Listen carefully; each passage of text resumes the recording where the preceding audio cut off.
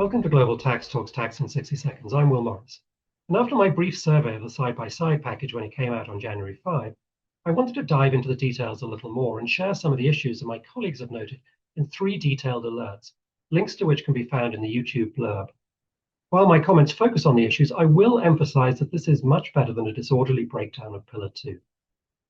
Across the entire package, a major concern is who will qualify for the new safe harbors, especially the side-by-side, SBS, and ultimate parent entity UPE regimes, and how that qualification will be assessed. Only the US is currently listed on the OECD central record as having a qualified SBS regime, but it's unclear how the OECD will evaluate more subjective aspects, such as assessing material risk of sub-15% ETRs and the robustness of unilateral BEPS measures when other jurisdictions seek recognition. In short, only the US has qualified initially, and further qualifications may be contentious. The same expectation applies to the UPE safe harbor. Currently, only the US is expected to meet the conditions, highlighting the near-term asymmetries these rules may introduce. Timing compounds that uncertainty. Jurisdictions are generally expected to adopt SBS effectively from 1 January 2026, often with a retrospective effect, but constitutional or other legal constraints could delay adoption, with the guidance clarifying the limitation with respect to what non-adopting jurisdictions can collect under the UTPR. This creates a patchwork of effective dates and potentially divergent compliance outcomes in 2026-28. On compliance, even for US parented groups, the guidance flags that full globe compliance remains required for FY 2024 and 25, including calculations, reporting, and filings, even if a group qualifies and elects SBS from 2026. This is a practical warning. Operational readiness, data, and controls for the early years are still essential. More broadly, the package does not reduce domestic compliance requirements. Registration, file and pay deadlines, and other local requirements still stand.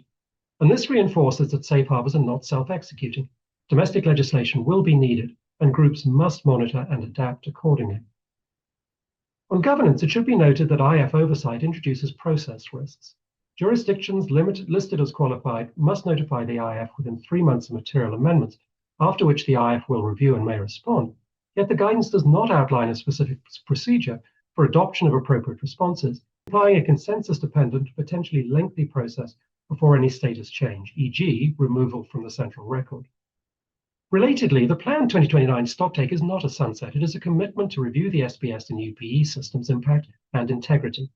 Any adjustments would again follow the IF's consensus approach, another process-driven uncertainty groups must factor into long-range planning.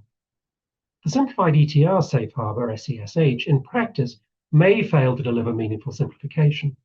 The computation, while based on financial accounting data, still demands significant data gathering and numerous adjustments, transfer pricing, cross-border allocations, M&A, sector-specific rules, etc., making it closer to full globe than to the transitional CBCR safe harbor in terms of effort. There is a mismatch between the name and the workload.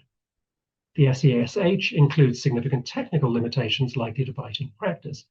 Exclusions of certain deferred tax items, e.g. deferred tax expenses linked to DTLs, except for recapture exceptions. Integrity principles for jurisdictional ETRs, optional elections that must be made consistently, and limited simplifications that may produce material differences from financial statements and could be more restrictive than the transitional CBCR safe harbor. Together, unfortunately, these design choices temper expectations about cost and complexity relief. Finally, the substance-based tax incentive safe harbor, or SBTI, is neither particularly generous nor straightforward. While it allows qualified incentives to be treated as if additional tax had been paid, reducing or eliminating top-up, it comes with eligibility filters, caps, and elections that can limit benefits, with advantages more likely in higher payroll or manufacturing-heavy jurisdictions than in places where incentives are large, but not tightly linked to physical activity. So, the pragmatic bottom line. The package moves the ball on certainty and headline relief, but execution will be uneven and administratively demanding. Expect qualification ambiguity outside the US, domestic law dependencies, near-term compliance burdens unchanged, and complex simplified options requiring sophisticated data, controls, and elections. Groups must monitor legislative rollouts by jurisdiction, keep full globe readiness for 2024-25, and plan for IF oversight and future stocktakes as part of an evolving compliance framework. So, basically, the complexity will continue until morale improves. Anyway, thanks for joining me, and come back next week so that you stay global tax ready.